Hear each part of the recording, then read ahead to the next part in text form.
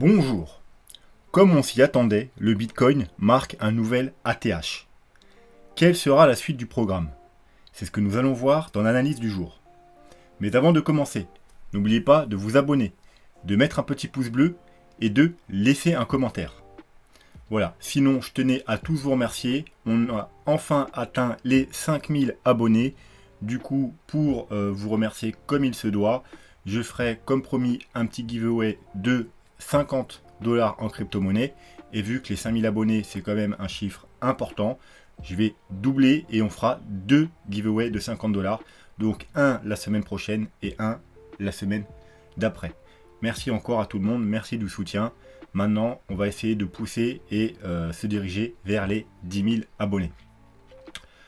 Voilà, donc pour ceux qui veulent soutenir la chaîne et mon travail, vous pouvez utiliser les liens d'affiliation qui se trouvent sous les vidéos. Vous pouvez également faire un don en crypto via les adresses ici, ou m'envoyer en message une crypto-monnaie de votre choix, je vous donnerai l'adresse, et voilà.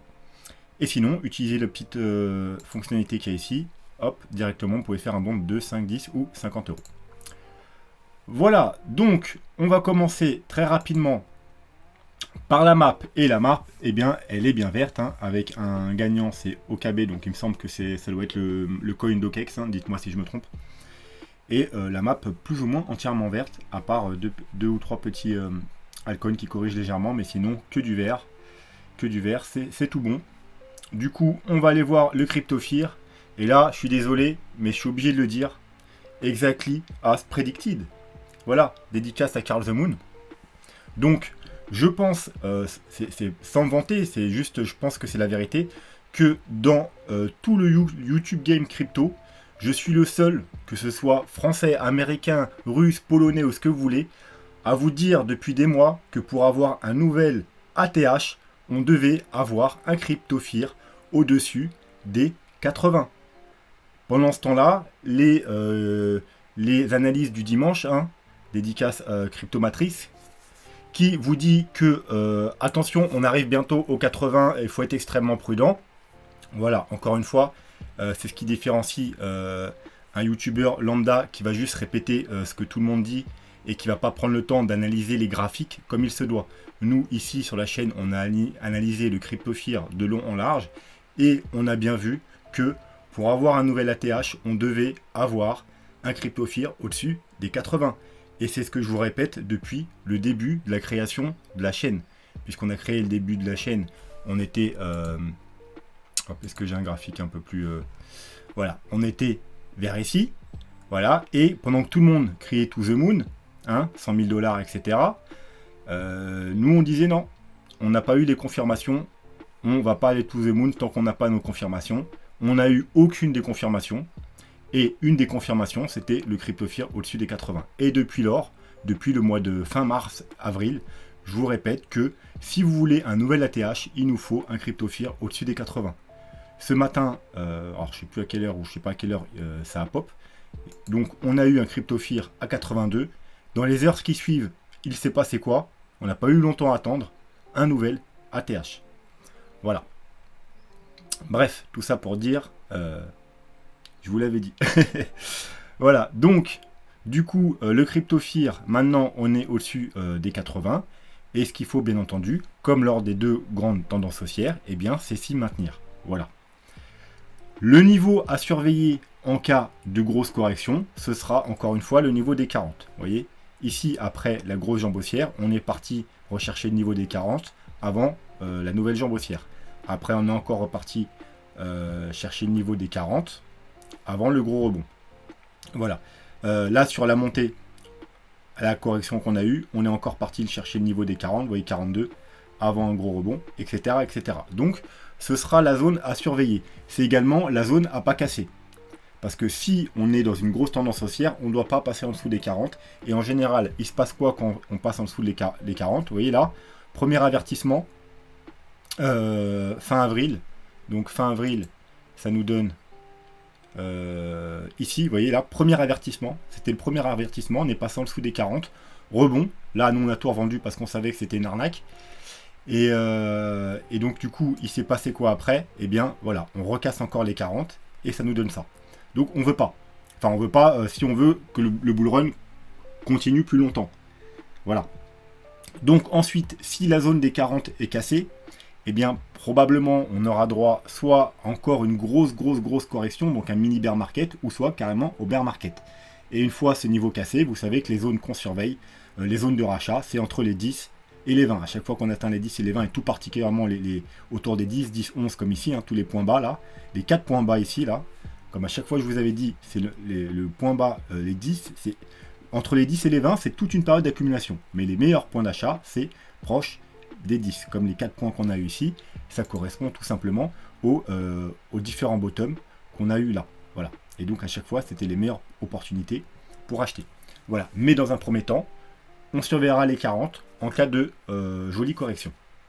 Donc ça, c'est pour le CryptoFear. Ensuite, du coup, le Bitcoin. Bon, bah voilà, hein, sans surprise, nouvelle ATH. Donc, les points d'entrée, on avait le point d'entrée, déjà tous les points d'entrée que je vous avais donnés les jours passés sur la trendline, hein, à chaque fois qu'on a retapé. Le petit bull flag ici. Aujourd'hui, on avait encore un bull flag que j'ai partagé sur Twitter. Alors, je ne l'ai pas partagé direct parce que, encore une fois, j'étais au travail, donc je l'ai partagé dès que j'ai pu. Mais on venait, voilà, on venait, non, donc ça devait être avant. Voilà, ici. On venait tout juste d'en sortir, hein, du bull flag. Hein. Donc, on était, alors c'était en 1 heure, bien entendu. On était à peu près là, hein, vous voyez, donc encore dans les 64 000. Donc voilà, c'était encore un moyen de se placer. Et bien entendu, vous pouviez également vous placer à la cassure. Donc moi, j'ai pas pris de nouveau trade à la cassure, vu que j'ai déjà un trade ouvert aux 59 000. Ce que j'ai fait tout simplement, c'est que j'ai augmenté l'opposition, mon exposition à ce trade. Donc ce trade, le prix d'entrée, c'était 59 400. Du coup, j'ai doublé mon exposition. Et ça me donne... Alors, c'est pas ça. Ça me donne, voilà. Ça me donne maintenant un prix d'entrée à 62 574. Donc, du coup, ça me donne une entrée safe. Parce que je suis bien en dessous du all-time high. Donc, même si on devait avoir une grosse correction avec une mèche en dessous, techniquement, j'ai des chances de ne pas être sorti du trade. Voilà, c'est pour ça que j'ai pas pris de nouveau trade en cas où de fake out ou qu'on essaie de chasser les stops. Et bien voilà, comme ça j'ai un trade quand même bien en dessous de la TH. Ensuite, on m'avait demandé plusieurs personnes m'ont demandé où en était l'état de mon portefeuille par rapport à mon exposition sur les divers cryptos. Donc voilà, c'est comme il s'ensuit. Donc du BTC, j'ai environ 50%. J'ai environ 9% et 9% de Ethereum et de BNB. 4,3% du USDT, oui bien entendu, je suis très peu maintenant exposé, vous savez, il y a plusieurs mois j'étais à 20 ou 30% du USDT, mais petit à petit on est rentré sur chaque confirmation, donc mon solde du USDT a diminué, je suis même pas à 5% du USDT.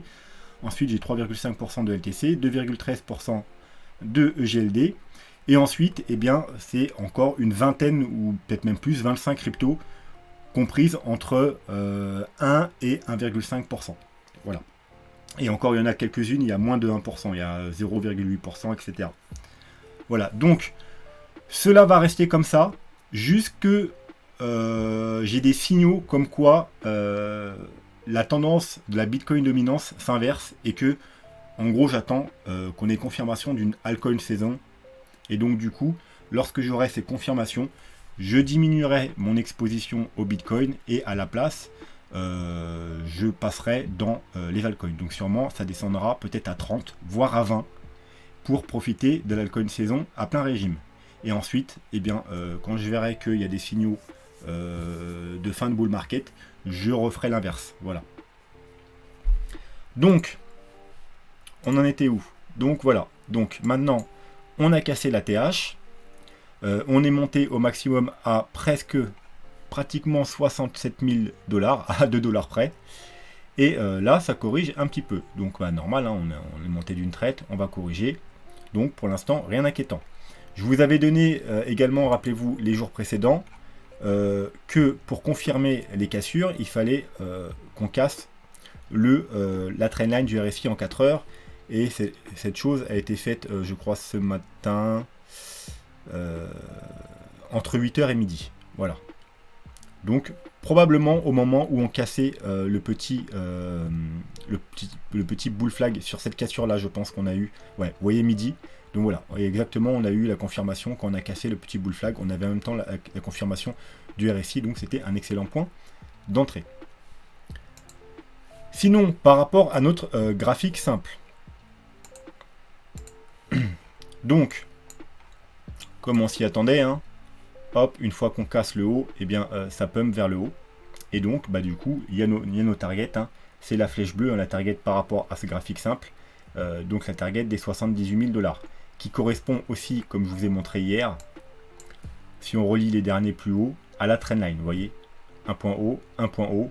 Donc voilà, ça correspond parfaitement à la trendline et également à la ligne orange qui est une cible par rapport au Fibonacci d'expansion qui est les 1,61, enfin je sais plus c'est quelle cible, mais je crois que c'est les 1,61,8. Et donc voilà, une des targets principales, vu que c'est une triple target, donc il faudra faire attention, comme je vous ai dit hier, sur ces niveaux. Voilà, mais voilà, c'est tout ce qu'on peut dire globalement sur ce graphique.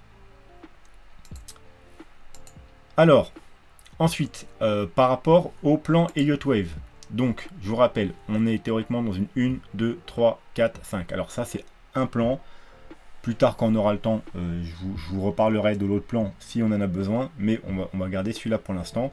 Donc 5 vagues, et là bien entendu il nous faut 5 vagues pour la dernière vague haussière.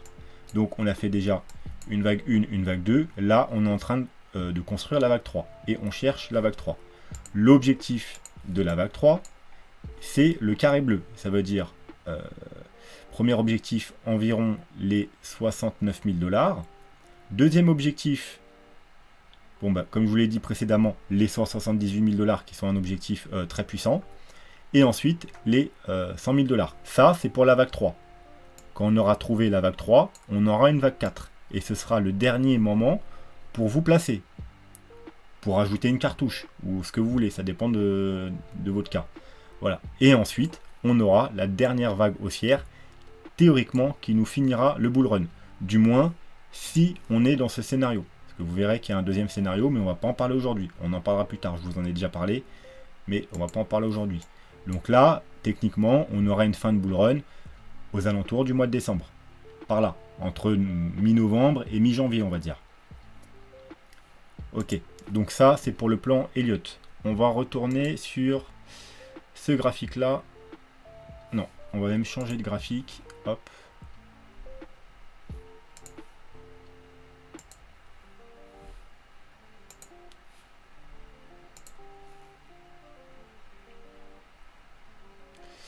Alors, la courbe, hop là, elle est là.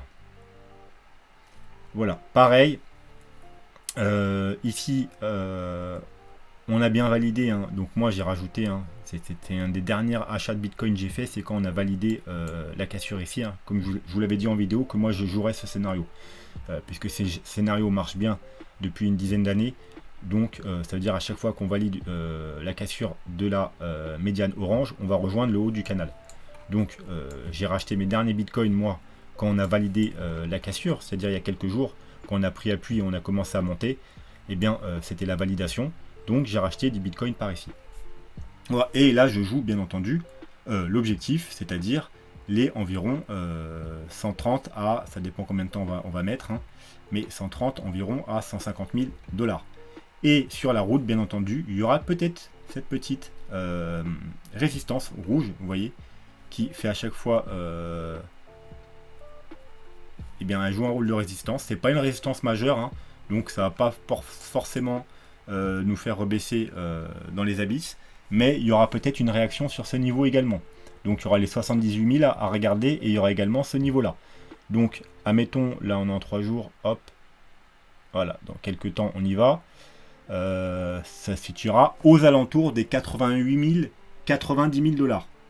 Voilà, et d'ailleurs c'est pas déconnant parce que je pense que beaucoup de personnes, je parle des gros portefeuilles, qui ont peut-être une target à 100 000, ils vont pas attendre les 100 000 pour prendre leur profit. Je pense qu'ils les prendront avant, donc pourquoi pas vers les 88 000, 80 000, 10 000 $, ce serait peut-être un bon moment pour prendre des profits. parce que si tout le monde a en target 100 000 $, c'est sûr que les 100 000 $, ils vont pas faire... ils vont pas... ça va pas être un niveau clé en fait. Voilà. Peut-être que les petits portefeuilles, eux, vendront à 100 000 $, mais les gros portefeuilles, les bons investisseurs, les bons analystes, ils sauront que en aucun cas ça peut être une target clé. Ça va pas être la fin du bull run. Soit on va s'arrêter avant, on va pas les atteindre pour pas que les gens puissent revendre, soit on va les casser. Voilà, parce que le marché il fait jamais ce que tout le monde attend. Si tout le monde a pour objectif 100 000 $, on va pas aller aux 100 000 $, tout le monde revend, tout le monde a gagné, et puis après, hop, on fixe un bottom à 30 000 $ et tout le monde rachète à 30 000 $, etc., etc. Ça marche pas comme ça. Le marché, il faut beaucoup plus de perdants que de gagnants. Parce que les gros portefeuilles, ils ont beaucoup d'argent, donc pour qu'un gros portefeuille y gagne, il faut que des milliers et des milliers et des milliers de petits portefeuilles y perdent. C'est comme ça que ça se passe. Et je vous le dis à chaque fois. Je vous l'avais dit la dernière fois, c'était quand on a eu la correction là. Je vous avais dit, tout le monde attend les 38K. Ce n'est pas possible qu'on aille aux 38K, que tout le monde achète et ensuite on aille to the moon. Donc soit on va s'arrêter là, c'est pour ça que nous on a pris nos achats ici, soit on va casser les 38K et aller plus bas. Mais en aucun cas on peut aller sur la target que tout le monde attend. Je vous l'ai dit également sur les 65 000. Beaucoup de gens parlaient de double top. Moi je vous ai dit, les 65 000, c'est pas le niveau à regarder. On va pas faire un double top aux 65 000. Soit on s'arrêtera avant, soit on va les casser. Je vous avais dit également que depuis plus une semaine ou deux, je vous répète que le niveau le plus important, c'est pas les 65 000, c'était le niveau weekly des 61 000, 62 000. Alors je sais plus sur quel graphique on avait vu ça. Bon, c'est pas sur celui-là, mais bref. Je vous l'ai répété dans plusieurs vidéos les semaines passées. Je vous ai dit que le niveau important, c'était celui-là. C'était ici. Et ce pour plusieurs raisons. On va pas se répéter aujourd'hui parce que voilà, maintenant c'est fait. Mais je vous avais dit qu'une fois qu'on validerait les cassures au-dessus de ce niveau, donc des 61 000, les 65 000, on va les casser comme dans du beurre. Et vous voyez, aujourd'hui, les 65 000, on ne s'y est pas arrêté. Hein, on les a cassés comme dans du beurre. Une fois qu'on est arrivé à 65 000, hop, on les a traversés. Parce que c'était pas le niveau le plus pertinent. C'était juste une mèche. Mais toutes les clôtures ont été faites aux 61 000. On avait également d'autres éléments par rapport au Fibo, etc. Mais en aucun cas, 65 000, c'était le niveau le plus important. C'est pour ça que je vous avais dit, si on a nos confirmations aux 61 000, les 65 000, ils feront pas long feu. Voilà. Donc, ensuite, ensuite, ce sera tout pour le moment. Hein. Les targets ici, vous le savez, c'est aux alentours des 130, 150K. Ça correspond également aux targets qu'on a pour l'instant. Alors ça, c'est les targets raisonnables qu'on a par rapport aux projections Elotism, donc entre 100 000 et 190 000, avec la target principale, la ligne rose, les 161,8 aux alentours des 127 000 $. Vous voyez, encore une fois, on tourne autour des 130 000 $. Et on a les targets moins réalistes, plus bullish, c'est-à-dire les Fibo 361,8 et 423,6, qui se situent entre 250 000 et 290 000 $. Et ça correspond également. Alors, vous voyez, les targets Fibo les plus réalistes, ça correspond au graphique le plus réaliste, c'est-à-dire en mode logarithme, une courbe logarithmique. Et les targets plus bullish au niveau des Fibo, 250 000, 300 000, ça correspond tout simplement au graphique plus bullish, qui du coup n'est pas en log, qui est un graphique tracé par mes soins, avec un canal qu'on a là. Le haut, il relie tout simplement les deux derniers sommets, et ça nous donne des targets, vous voyez, si on monte dans les mois à venir, aux alentours, alors hop, on va se mettre au mois de octobre, novembre, voilà, vous voyez, entre les 253 000 au mois de novembre, pour aller jusqu'au mois de janvier, aux alentours de 290 000, voilà. Donc, les targets se rejoignent, les deux targets, graphiques et Fibonacci nous dit que les targets raisonnables sont comprises entre les, allez, grosso modo 120 et 150 000 $, et les targets plus bullish entre les 250 000 et les 300 000 $. Voilà, je pense que c'est tout ce qu'on va... Non, c'est pas tout ce qu'on va dire. On va voir également... alors, comme vous le savez, maintenant, on a eu toutes nos confirmations. Le CryptoFear, c'était la dernière confirmation qu'on attendait. Donc, la seule maintenant confirmation qui nous manque, alors, c'est le RSI en mensuel. Et comme vous pouvez voir, je devais vous en parler hier, mais j'ai oublié. Alors, c'est pas un bon graphique, hein, on va pas aller sur celui-là, il n'y a pas assez d'historique. Rappelez-vous ce que je vous avais dit dans plusieurs vidéos. Je vous avais dit, hop, le niveau important sur le RSI mensuel, c'est celui-là, en fait, tout simplement, eh bien, la zone de surachat, et ça marque la limite entre le bull market et le bear market. Quand on est au-dessus, on est dans un bull market. Quand on est en dessous, vous voyez là, toute cette partie-là, c'est le bear market. Au-dessus, bull market. En dessous, on entre dans le bear market. Là, vous voyez comment ça a fait au 14 000 quand on a fait le gros rebond. Eh bien, ça a fait résistance. Donc tout le monde s'excitait. Et il y avait des gens comme moi qui avaient remarqué que non, il n'y a rien qui confirmait. On est sur une grosse résistance. En plus, c'était la clôture en mensuel, hein, comme je vous ai dit à plusieurs reprises ici. Donc c'était également le niveau le plus important, les 14 000. Donc voilà, on n'est pas passé. Ensuite, on est passé l'année dernière. Du coup, bull market. Le mini bear market, on est repassé en dessous. Voilà. Quand on a atteint les 53 000 et qu'on devait être très prudent, eh bien, pareil, ça a fait résistance. On redescend un peu. Et ensuite, eh bien maintenant, on l'a cassé et on est au-dessus. Donc le mois n'est pas fini. Le mois n'est pas fini. Ça fait quelques jours maintenant qu'on est au-dessus. Mais le mois n'est pas fini.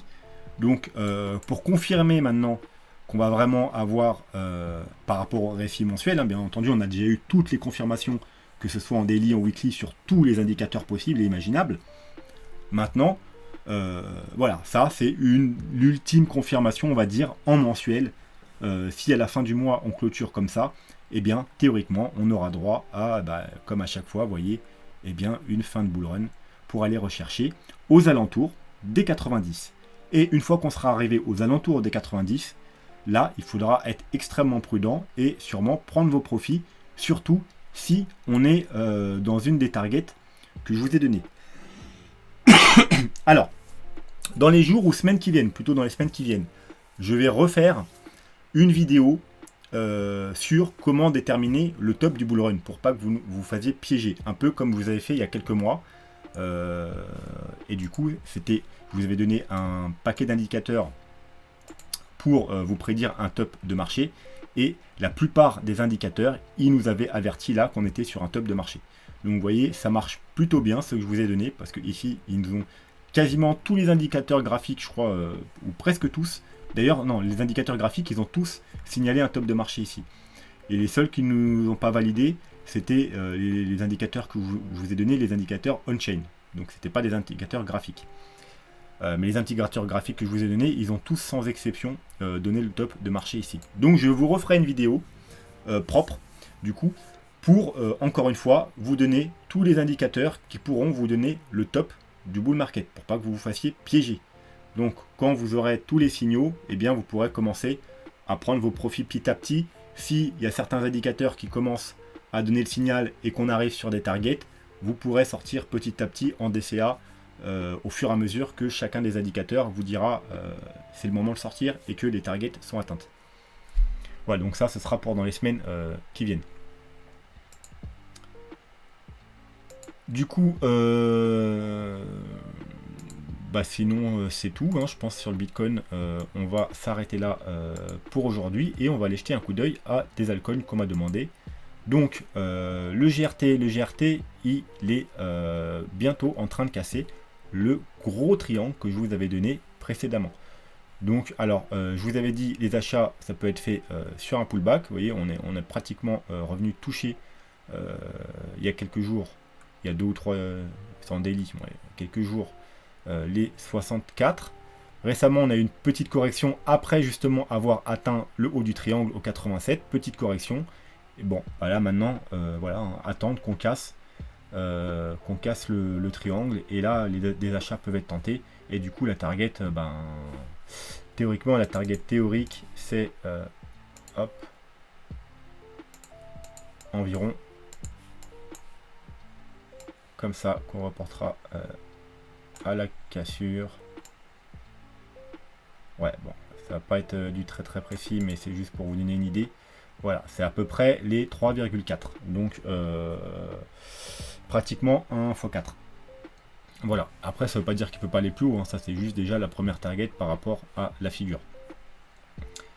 Sinon, est-ce qu'on peut attendre une validation quelconque? Ah, attendez, on a un petit truc sympa là peut-être. Hop là, parfait. Donc en 3 jours, vous voyez, on a quelque chose de très sympa. Donc pour valider cette cassure, il faudra surveiller la RSI. Est-ce qu'on l'a un peu plus précisément Alors on va voir si on ne peut pas l'avoir en daily, parce que c'est quand même mieux pour se placer en daily que du 3 jours. Ouais, finalement, vous l'aurez pas beaucoup plus tôt, hein. Vu qu'on est plus éloigné, je suis pas sûr que... Regardez les deux, mais en tout cas, moi je la trouve très propre en 3 jours. Donc vraiment, ceux qui veulent être prudents, vous attendez une validation. Voilà, que si on casse, pour pas que ce soit un fake out, vous attendez également qu'on casse la trendline baissière sur le RSI, pour vous placer.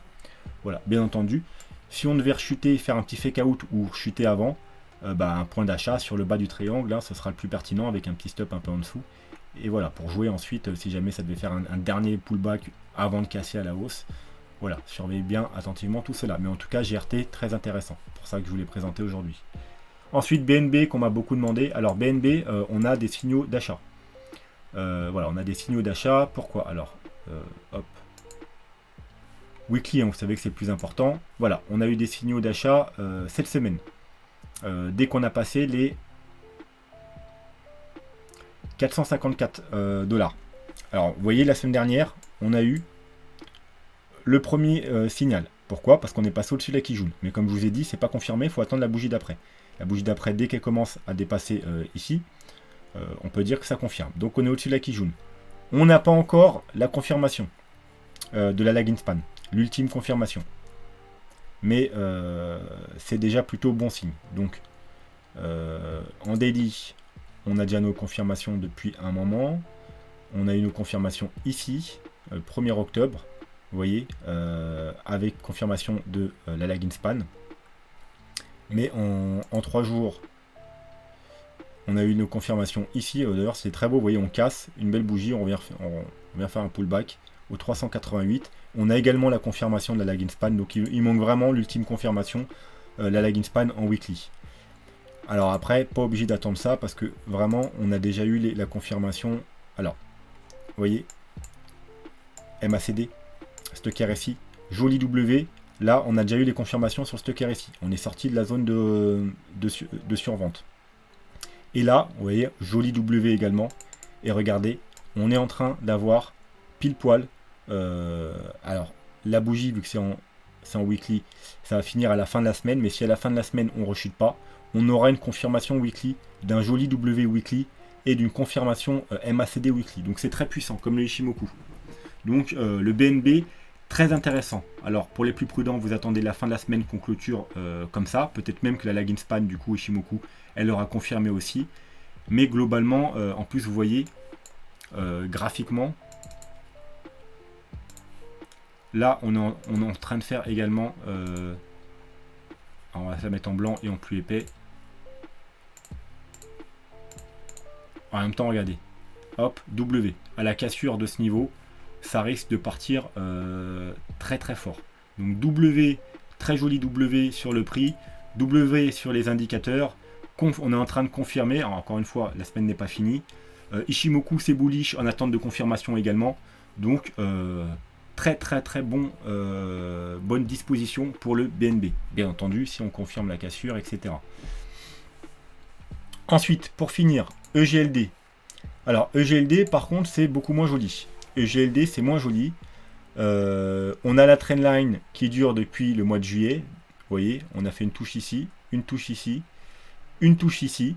Et là, malheureusement, on est en train de la casser. Alors, comme je vous ai dit, en attente de confirmation. Là, vous voyez, par exemple, cette bougie-là, on l'a cassée légèrement, mais c'est trop léger. On attend la bougie d'après. La bougie d'après, c'est celle-ci. Donc, il va finir le 22 octobre. On est le 20, donc dans 2 jours. Vous voyez, si on repasse au-dessus, ce sera qu'un fake out. C'est pour ça que je vous dis toujours, attendez les confirmations quand on ne casse pas franchement. Ne paniquez pas parce qu'on est légèrement en dessous, ou ne soyez pas euphorique parce qu'on est légèrement au-dessus. Il faut attendre, quand ce n'est pas une cassure franche, la bougie suivante. Et comme vous pouvez voir, ça se trouve là, la bougie suivante va nous montrer que là, c'était juste un fake out. Voilà. Donc, pour se placer, tout simplement, moi j'attendrai qu'on repasse déjà au-dessus de la trendline rose, voire même au-dessus pour les plus prudents, de la trendline baissière qu'on a ici bleue. Voilà. Et du coup, ça nous ferait quand même un joli W également. Voilà, on voyait en plus si on casse ce niveau-là à peu près, le sommet ici, ça validerait en quelque sorte le W. Donc si on casse le sommet là, plus la trendline bleue, double confirmation. Et il y a possibilité d'entrer à l'achat. Voilà. Mais par contre, les indicateurs, alors comme vous pouvez voir en daily, ils sont bears depuis un certain temps. Donc là, ça commence à ralentir. Donc attendre également au moins une confirmation daily. Vous voyez, qu'on recroise en daily.